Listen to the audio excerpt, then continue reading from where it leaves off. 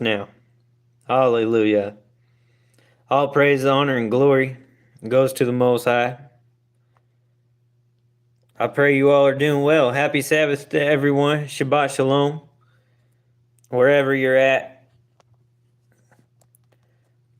I pray that your week has been good, been blessed. And even if you've had some hardships, some trials, some tribulations, may you be able to get edification. May you be able to see value in what it is you went through. Whether it was a bad hour of the day, a bad day out of the week. And as you reflect, I want you to ask this question. What is your habitation?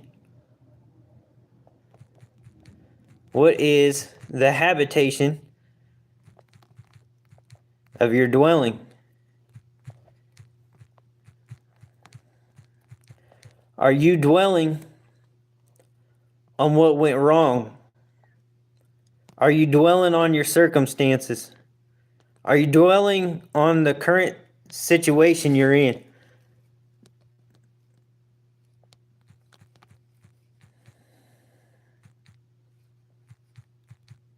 Because one of my favorite scriptures, Romans 8:28, we know that all things work together for the good of those who love Yah, those who are called according to His purpose.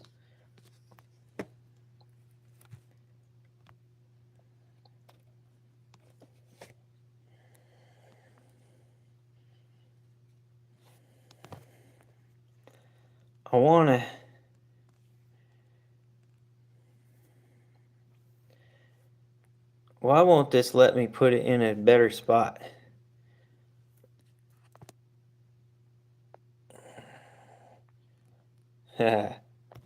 Well, that's the question. What is the habitation of your dwelling?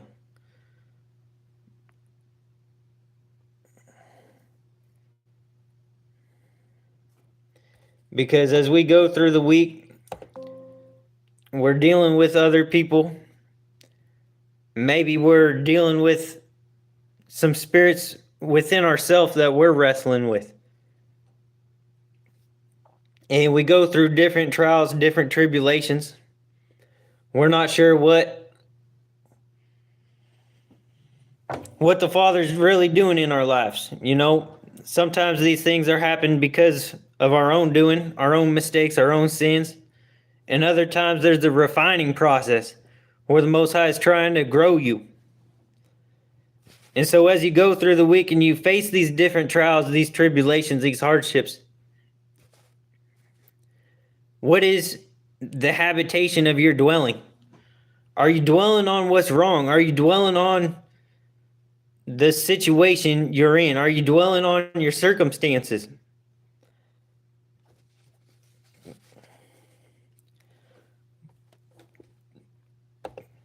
Let that question soak in. I'm going to get set up here. Oh, dang.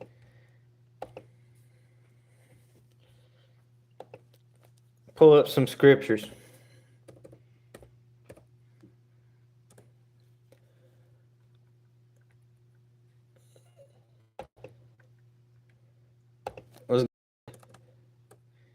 Let's go to the book of Sirach. What is the habitation of your dwelling? What is it that you're dwelling on? Reflect on the week. Reflect on how it went. The good things that you faced, the bad things you encountered. And we'll go to Sirach 28. This is the book of Sirach, chapter 28, also known as Ecclesiasticus. We're going to read 1 through 12, but skip some. This is the book of Sirach, chapter 28, starting with verse 1. The vengeful will face Yahweh's vengeance, Take note of that. The vengeful will face Yahweh's vengeance. The vengeful will face the Lord's vengeance, the Most High's vengeance, the Father's vengeance. Whatever resonates with you, let the Spirit move. Let Him minister to you. Whatever you refer to Him as, do so. Continuing with verse 1. This is Sirach chapter 28, verse 1. The vengeful will face Yahweh's vengeance. Indeed, He remembers their sins in detail. Verse 2. Forgive your neighbor the wrong done to you. Then when you pray, your own sins will be forgiven. You got to forgive so that you can be forgiven. When you try to take vengeance, the Most High remembers your sins, and you will face His vengeance for trying to take matters into your own hands. What is the habitation of your dwelling? Somebody crossed you. Somebody offended you. What is the habitation of your dwelling? Are you dwelling on the wrong that they did? Are you aware it could have been done out of ignorance? Are you aware they may have been having a bad day themselves? Are you aware they could have gotten out of character because of something else going on in their personal life? The things that you don't see behind closed doors, they could have brought that to the job with them. They could have brought that to the office. Somebody's going through a battle behind closed doors, and that spirit is still on them at the market. They bump into you, you bump into them, and they flip out. They take their aggression out on you. What is the habitation of your dwelling?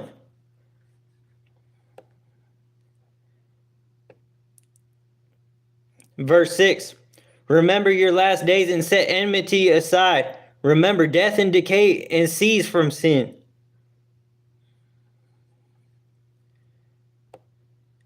Verse 7. Remember the commandments and do not be angry with your neighbor. Remember the covenant of the Most High and overlook faults. What is it that you're dwelling on?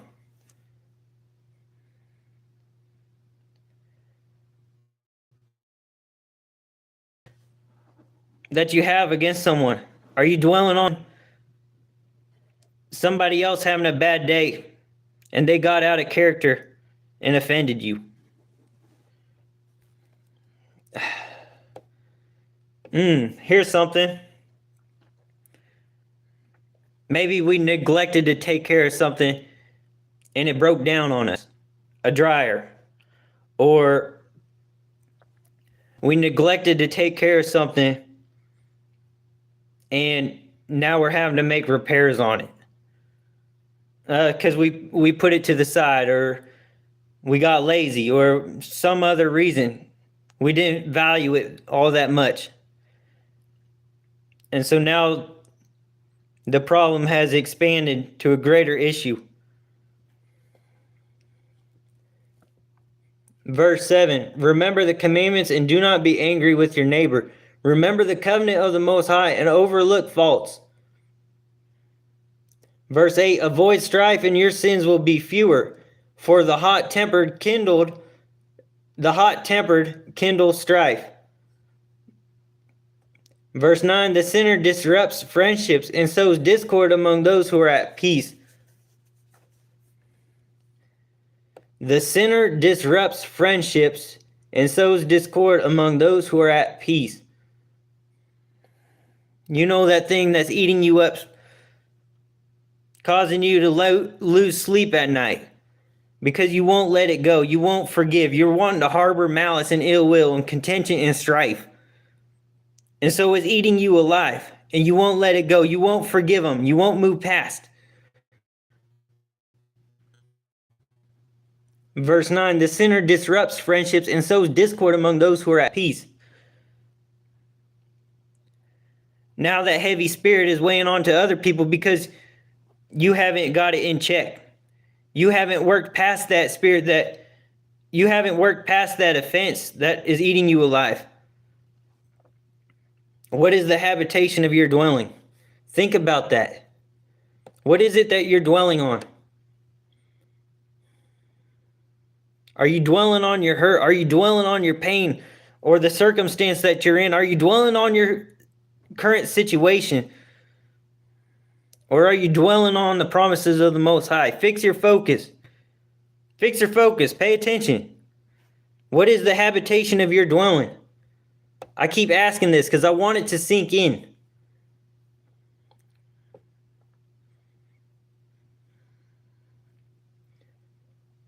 We read verse 9. Verse 10. The more the wood, the greater the fire. The more the cruelty, the fiercer the strife. The greater the strength, the sterner the anger. The greater the wealth, the greater the wrath. Verse 11. Pitch and resin make fire flame up, and a hasty quarrel provokes bloodshed. Verse 12, though. Listen to verse 12. If you blow on a spark, it turns into flame. If you spit on it, it dies out.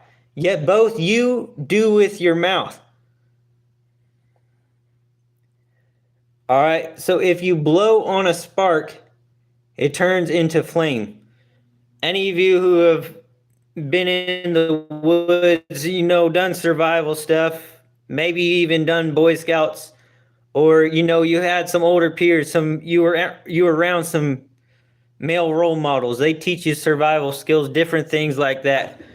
But fire, it needs fuel, air, and spark. A fire needs fuel, air, and spark for it to enlarge. This is Sirach chapter 28, verse 12. If you blow on a spark, so you got the fuel, you got the spark, and now you're adding oxygen to that spark. What happens? It turns to flame. Verse 12, if you blow on a spark, it turns into flame. If you spit on it, it dies out.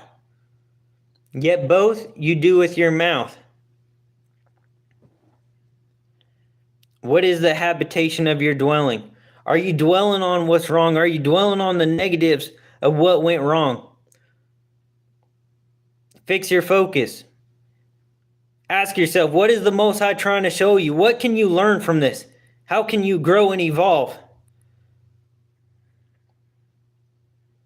And say, Father, what are you trying to show me right now? What is the purpose of this? One of my favorite scriptures, Romans 8:28. We know that all things work together for the good of those who love Yah, those who are called according to his purpose. He will use those trials, those tribulations. It's not always because of sin. There may be a weak spot in your life. There may be some spiritual immaturity that he needs to grow you with. And so he's given you these hardships, these trials, to build you up.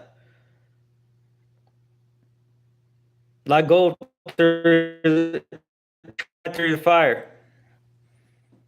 Gold being tried through the fire. The pressure being put on you. Having pressure on you. This was something on my mind today as I journeyed on a new experience. The pressure. Something I haven't really done before.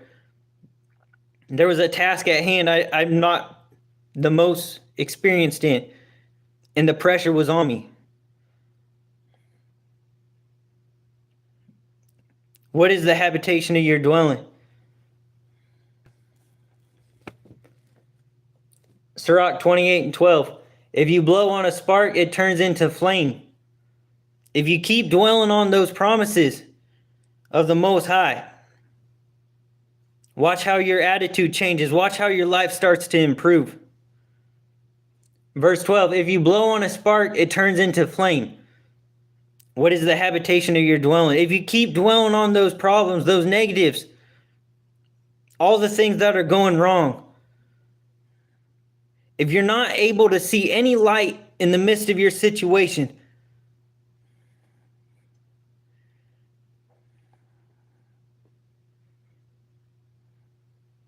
how's your reality going to become?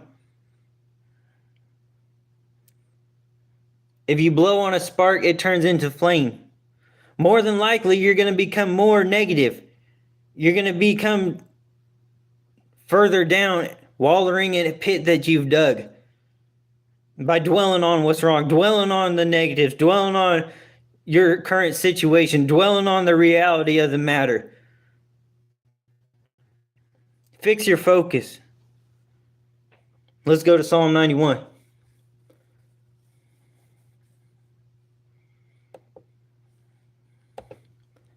What is the habitation of your dwelling? Psalm 91.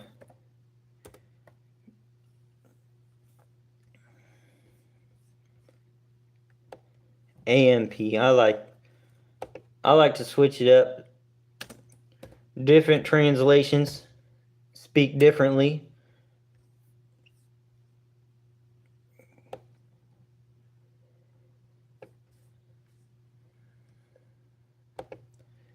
Psalm 91. He who dwells in the shelter of the Most High will remain secure and rest in the shadow of the Almighty, whose power no enemy can withstand.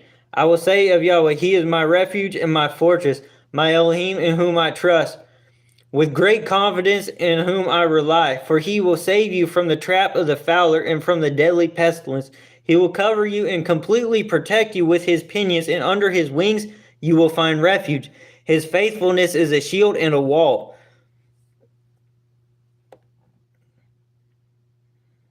Those were the first 4 verses, Psalm 91. What is the habitation of your dwelling? Not too long ago, I went on an excursion, an adventure, new place, long trip. It was a 5-hour drive. Actually, it was 10 hours, but 5 one way, 5 back the other way. 2 weeks before this trip, I was doing tie rods and ball joints on the truck, making sure everything was right.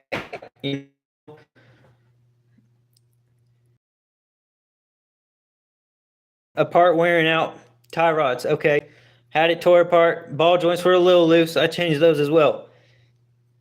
I got those fixed before this trip, and despite the high mileage, despite, my own experience with mechanic work, I'm not a professional, right? So I'm trusting in the experience and the knowledge I have, what has been taught to me. Shout out to my pops. Good man. Very skillful in mechanic work. But most importantly, dwelling in the shelter of the Most High. This is a long trip. 5 hours one way, 5 hours back the other way. Speeds 65, 80. And me, I like to speed, so it could be higher than 80. But dwelling in the shelter of the Most High, right? I go there safe, no issues, no harassments. I drive back, dwelling in the shelter of the Most High, still dwelling in Him, asking for His grace and His mercy upon my travels. A little story time here is what I'm doing. So before I leave, I'm praying for grace, some mercy, some protection on this road trip, praying that the integrity of the vehicle stays in its form, stay strong, no breakdowns, binding and rebuking any mechanical failures, things like that. Dwelling in the shelter of the Most High, right?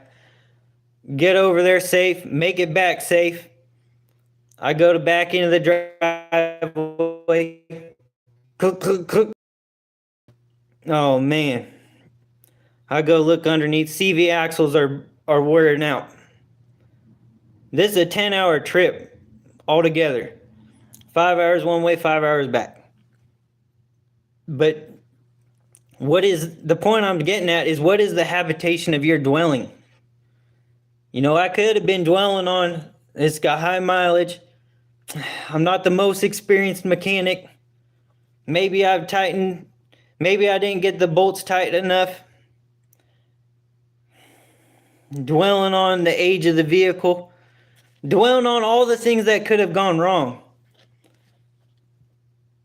But here's the difference, the impact it makes to be dwelling on the shelter of the Most High. dwelling on the Father. And so that's my question. What is the habitation of your dwelling? Because I get all the way there, 5 hours there, 5 hours back, no issues.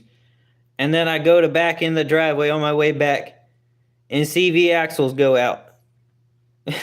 By the grace of the Most High, hey, all praise, honor, and glory goes to you.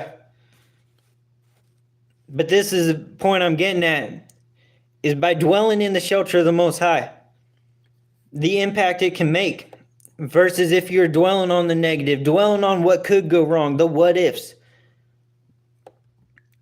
Let's get Psalm 91 again, 1 through 4. He who dwells in the shelter of the Most High will remain secure and rest in the shadow of the Almighty, whose power no enemy can withstand. I will say of Yahweh, He is my refuge and my fortress. Who's your refuge and your fortress? That's another question. Like, what is the habitation of your dwelling? Who is your refuge? Who are you putting your trust in? What is your refuge and your fortress? My Elohim, whom I trust with great confidence and on whom I rely. Who are you relying on? See where this might resonate in your life. What is it that you're relying on? What is your habitation of dwelling? Verse 3, for He will save you from the trap of the fowler and from the deadly pestilence. He will cover you and completely protect you with His pinions, and under His wings you will find refuge. His faithfulness is a shield and a wall. His love endures forever. Come to the Father. Psalm 34.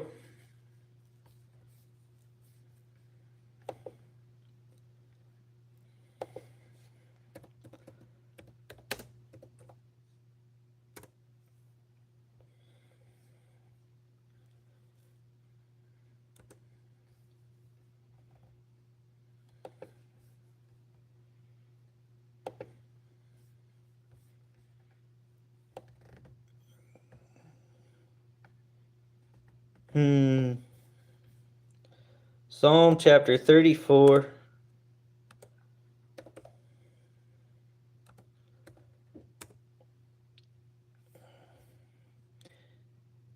Life and death is in the power of the tongue. The things that you dwell on can make or break your reality, the outcome of the situation. Verse 4. I stood on the authority of His word, and He answered me and delivered me from all my fears. I sought Yahweh. I made Him my habitation, a dwelling. And His grace and His mercy protected me those 5 hours driving at high speeds, those 5 hours driving back at high speeds. Even higher on the way back because I was racing trying to get home. I sought Yahweh on the authority of His word. Focus on the promises of Yah. And He answered me and delivered me from all my fears. Those what ifs. Those what could go wrongs. The negatives. Fix your focus. Let's go. Still in the book of Psalm, let's go to 121. Psalm 121, verse 7 through 8. This is Psalm 121, verse 7 and 8. Yahweh will protect you from all evil. He will keep your life. Yahweh will guard your going out and your coming in, everything that you do from this time forth and forever.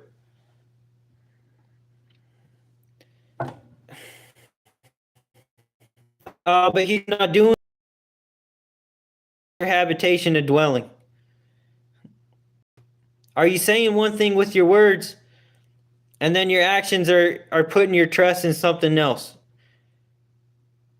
Are you acknowledging the Father and then you go rely on something smaller, lesser than Him? Like I asked, who's your refuge and your fortress? Who do you rely on?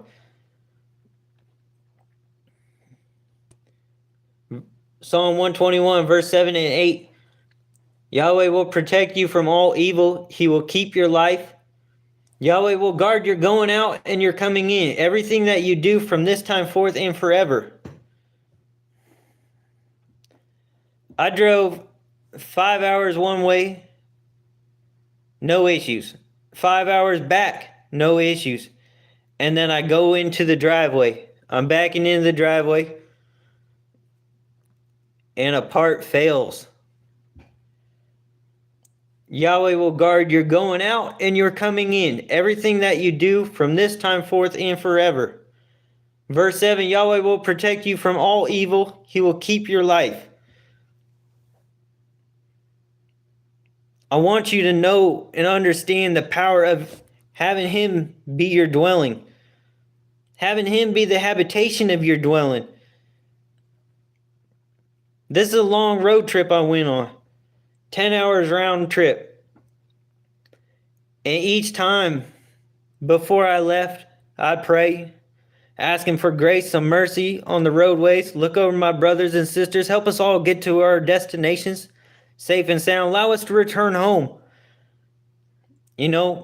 before I leave. And even in the midst of the driving, I still thank you for even helping me get this far down the road. I've only gone 2 hours, but I thank you for helping me drive these 2 hours. I still got 3 more hours to go. But I thank you for even getting me this far down the road. I praise you for keeping the vehicle running this long, this far, making Him the habitation of my dwelling. And I get home safe, no breakdowns, until I back into the driveway. Imagine that. I make my boast in Yah. This is not my own doing. This is not my mechanic skills. This is not the money I was able to earn to buy new parts. This is the power of making the Father your habitation, a dwelling. Make the Most High the habitation of your dwelling. You could dwell on the negatives. You could dwell on the what's wrong, the what ifs. Where's that going to get you? Maybe even try it for a week. See what happens in your life by dwelling on the negatives. Watch and see if you become more miserable. More things start to go wrong.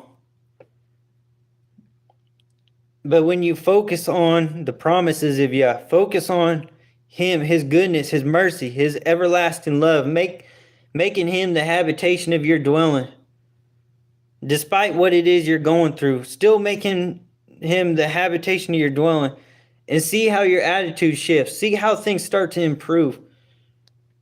Psalm 4 and 4. That's enough of me rambling. Meditate in your heart upon your bed and be still. Reflect on your sin and repent of your rebellion.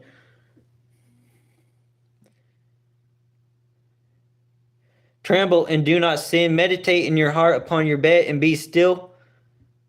Selah. Psalm 16 and 8. Meditate on His word day and night. Let it feed your spirit. So many times we're feeding our flesh, feeding the desires of our flesh, the things that are appealing, but we got to feed our spirits as well.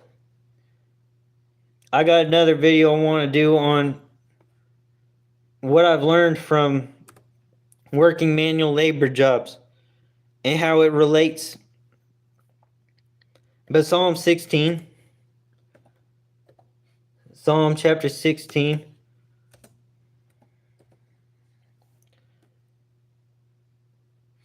verse 8. Psalm 16 and 8. I have set Yahweh continually before me, because He is at my right hand. I will not be shaken.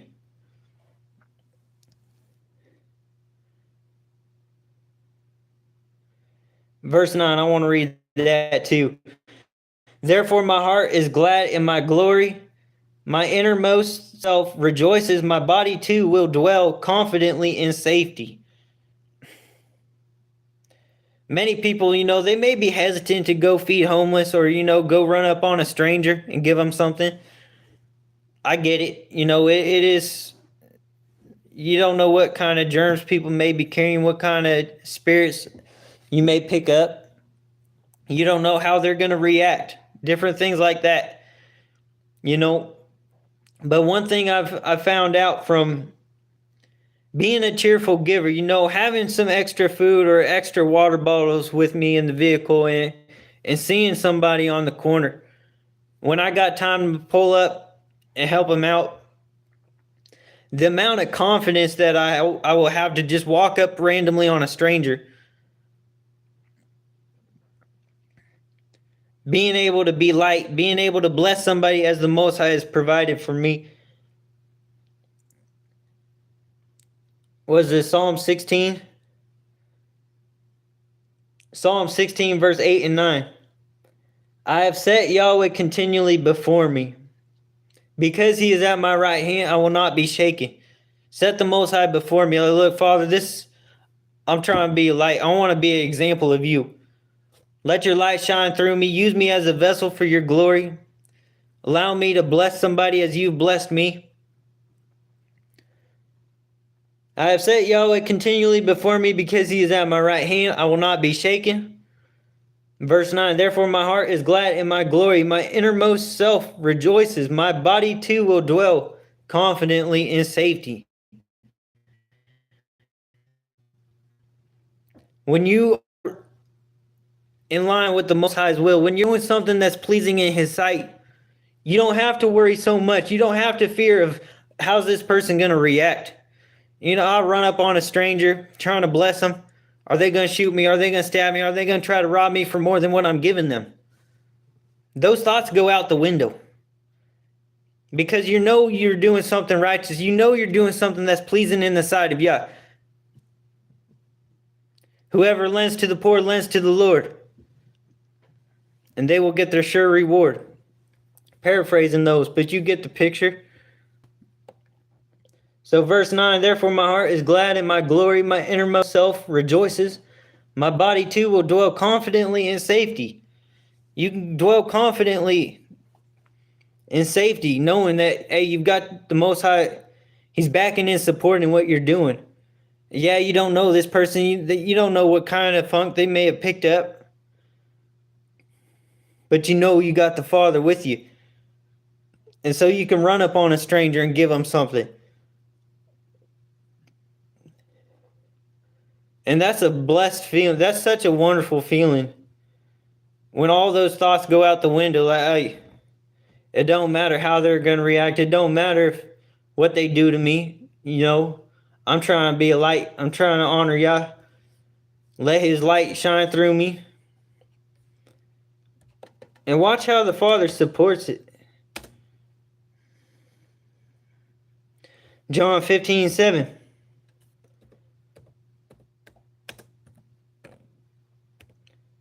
What is the habitation of your dwelling? John chapter 15, verse 7. I pray you're able to get some value out of this. May it help us reflect on what we dwell on.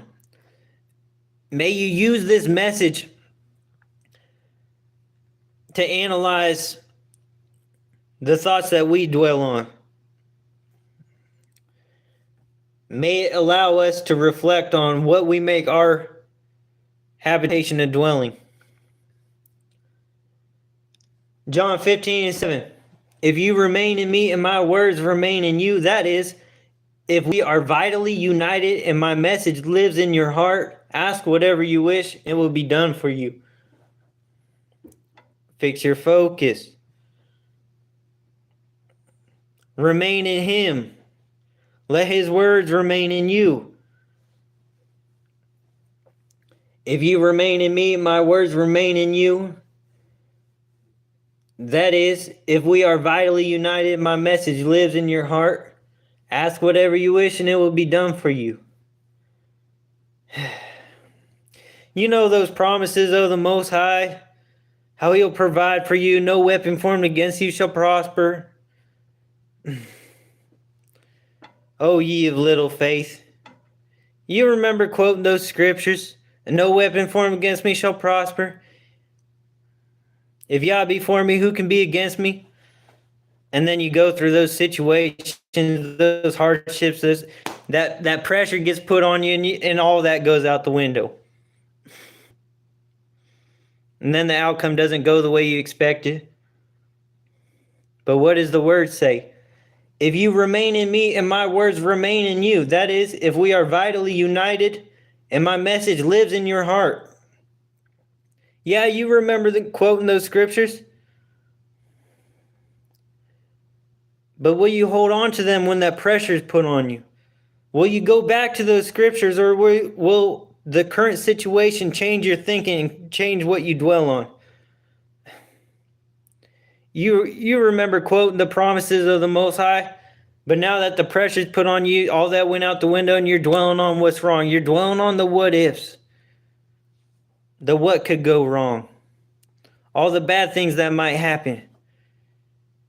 Fix your focus. What is the habitation of your dwelling? Remain in Him. Let His words remain in you. Let His message live in your heart. Ask whatever you wish, it will be done for you. Moving on. Proverbs 7:2.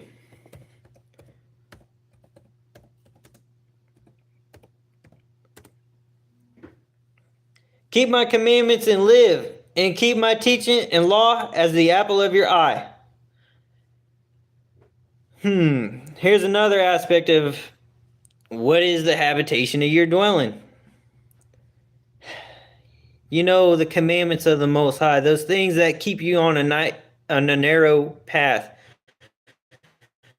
Those commandments that keep you walking in righteousness, that guide you. You know, the bowling pins, not the bowling pins, but the guardrails that keep you from your mind losing focus, getting in the gutter. Those things that preserve you, that keep you out of trouble, because now you can't move and operate the way you used to. Keep my commandments and live, and keep my teaching and law as the apple of your eye. Proverbs 7:2. Keep His commandments so that you can preserve your life. Make that a habitation of your dwelling. Gain a moral compass. Gain some boundaries for your spiritual life, your physical life. Gain some boundaries to preserve the salvation of your soul. And also, while you're here in the physical, you know how many times we, out of our ignorance, we get caught up in the wrong crowd, caught up in the wrong place at the wrong time because we wanted to go have fun. We wanted to go appeal to our feelings and emotions. You know, somebody offered us an event to go to, and it sounded real good, sounded fun. And then some things went down, and you regretted going that night. Keep my commandments and live. Make Him the habitation of your dwelling. 1 Corinthians.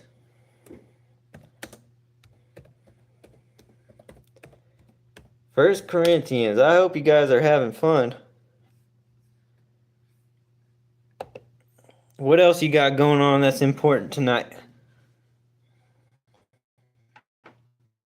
And if you are doing stuff that's important, hey, hit the rewind. It'll be up, y'all willing.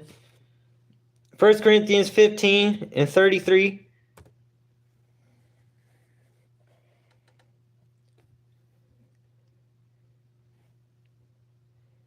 Do not be deceived. Bad company corrupts good morals. Well, how does this relate to the habitation of our dwelling? The company that we keep, who we surround ourselves with, the people that we entertain, the voices and the thoughts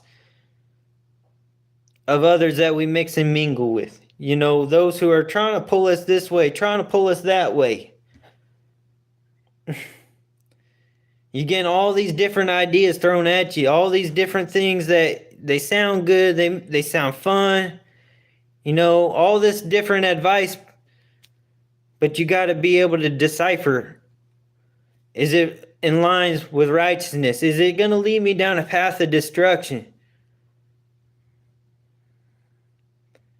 What is the fruit of these people? What's the direction they're trying to pull me? Do they have core values? Are they a liability or an asset to my spiritual walk, my growth?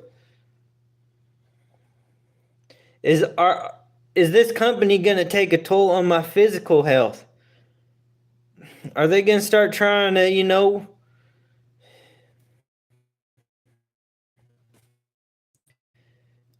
all those bad seed oils in the food, or we ain't going to get into all that, but hey, 1 Corinthians 15:33, be not deceived, bad company corrupts good morals. What's the habitation of your dwelling? Ask yourself that. John 1:5. Back to John 1, verse 5. John 1:5. The light shines on in the darkness, and the darkness did not understand it or overpower it or appropriate it or absorb it, and is unreceptive to it.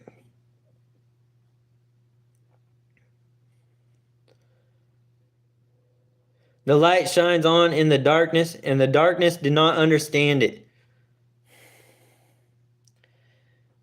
I'm sure many of you guys maybe have had that experience where you start learning some of this truth. You start feeling a tug on your spirit to come back to the Father, and you start changing the way you move and operate, and people are looking at you different now. Like the people that you used to hang out with, the ones you grew up with, you can't move and operate the same. You can't do the same things that they're doing. And they don't understand, like, what's gotten into you? Why you switch up on us? How are you so different now? What's gotten into you? Oh, you want to better yourself. You think you're better than us. All these different questions, these thoughts, these opinions of sheep. The light shines on in the darkness, and the darkness did not understand it. It may not be the same place, and where the Most High has you, not be the same place he has those other people. And so they're not growing at the same level you're growing at.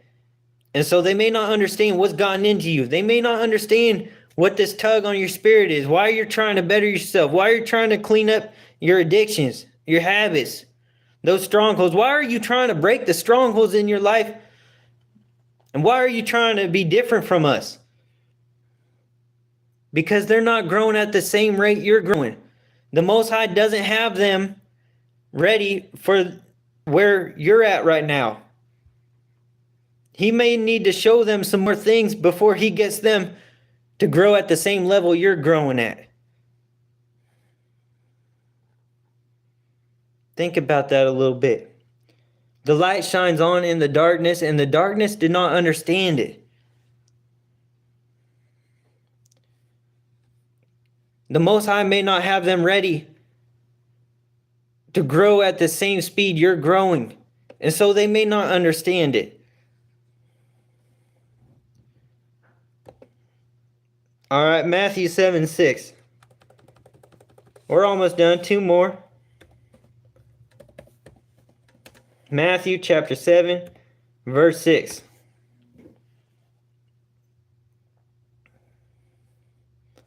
Do not give that which is holy to dogs, and do not throw your pearls before pigs, for they will trample them under their feet and turn and tear you to pieces. Woo! That's cutting. His word is a double-edged. Do not give that to dogs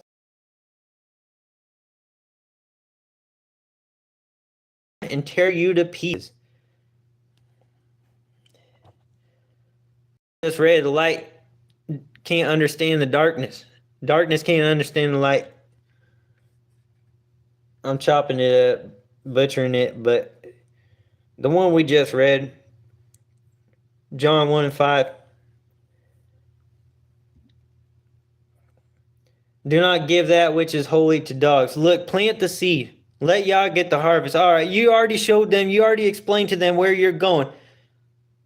Look, you got a calling on your life. The Most High is trying to tell you to quit those addictions. Most High is trying to pull you up out of that pit.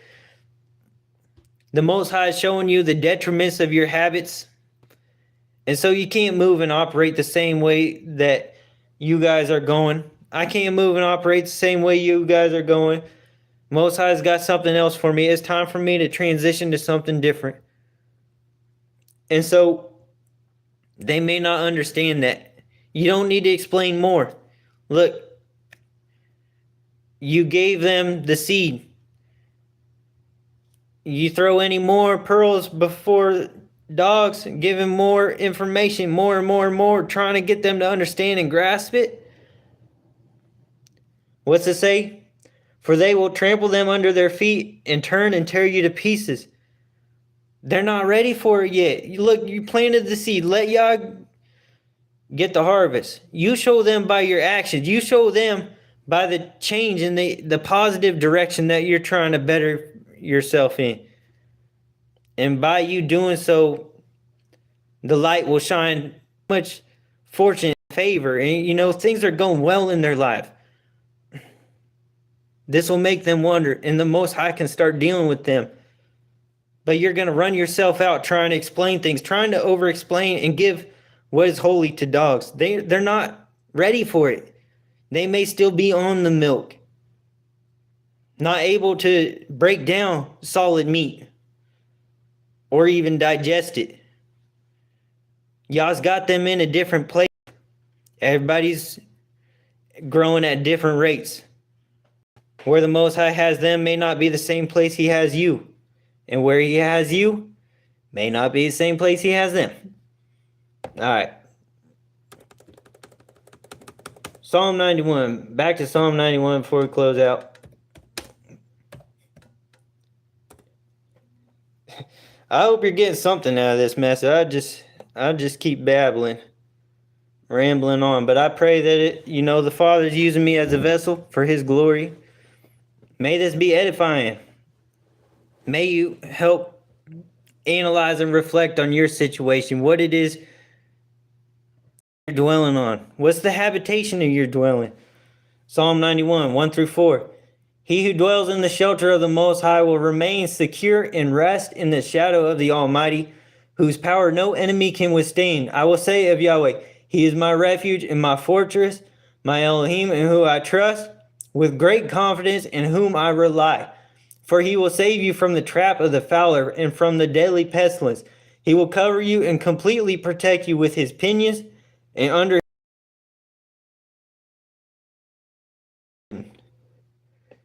16. We'll read up to 16. You will not be afraid of the terror of night, nor of the arrow that flies by day. Why? Because you're making Him the habitation of your dwelling. Verse 6, nor of the pestilence that stalks in darkness, nor of the destruction, sudden death that lays waste at noon. 1,000 may fall at your side, and 10,000 at your right hand, but danger will not come near you. You will only be a spectator as you look on with your eyes and witness the divine repayment of the wicked as you watch safely from the shelter of the Most High. What is the habitation of your dwelling? Verse 9, because you have made Yahweh, who is my refuge, even the Most High, your dwelling place, no evil will befall you, nor will any plague come near your tent, for He will command His angels in regard to you to protect and defend and guard you in all your ways of obedience and service. They will lift you up in their hands so that you will not even strike your foot against a stone.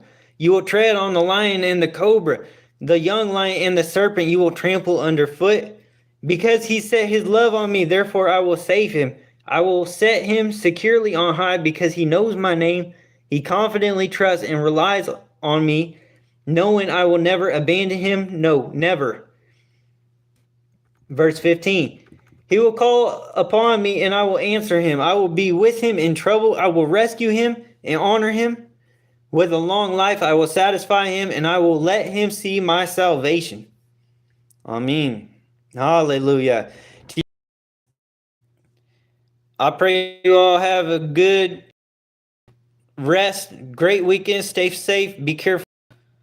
Peace and blessings to you all. Happy Sabbath. Shabbat Shalom.